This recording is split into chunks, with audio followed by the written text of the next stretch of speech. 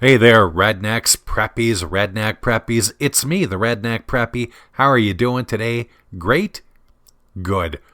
A quick video that was prompted by a conversation I had at the range recently. I was shooting one of my Lee Enfields, and one of the pieces of brass, which had been used 5 times at that point, had a clear indication of incipient casehead separation. I put that one aside and kept firing, occasionally examining the other cases after they were ejected. A fellow shooter noted the one with the obvious sign, but after casually glancing at the other used brass told me, hey, at least I could still continue to use those. And in fairness to him, he was a few feet away from the small pile sitting beside me, so he didn't get a good look at him. He didn't know what I could see. Most of the brass actually had signs of incipient casehead separation, just a little more subtly. So I figured I'd make this video just to heads up less experienced reloaders of cartridges like, for example, 303 British, one no stranger to casehead separation, to carefully examine all of their brass if they see any example of potential or actual case failure. Now here's the obvious one that both I and the shooter in the bay next to me noticed. You don't need to look very closely to see that it's pretty clear that this piece of brass needs to be tossed.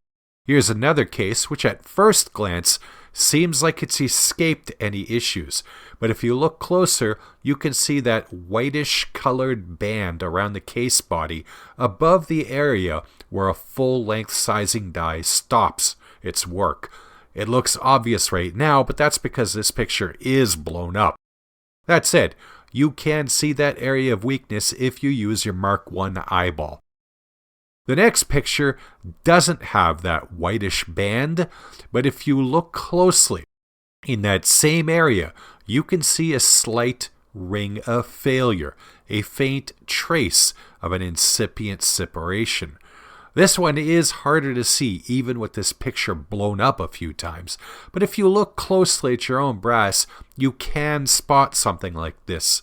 I, after all, took this picture at the range in less than ideal lighting conditions. And for the final picture, it's another example of what we just saw, though a little more obvious, as you can see on the right side of the case.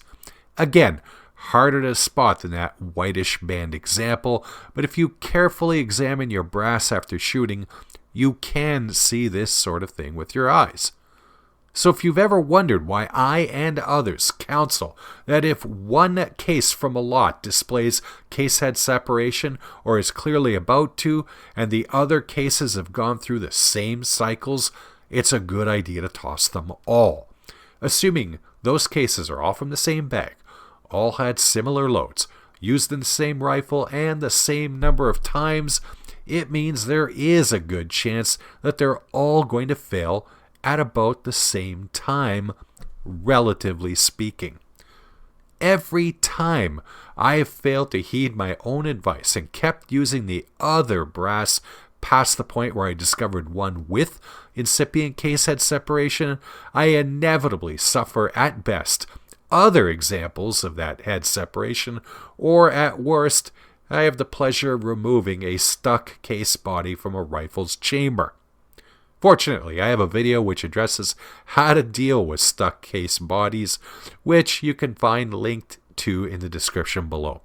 There are links to a few other related videos you might be interested in.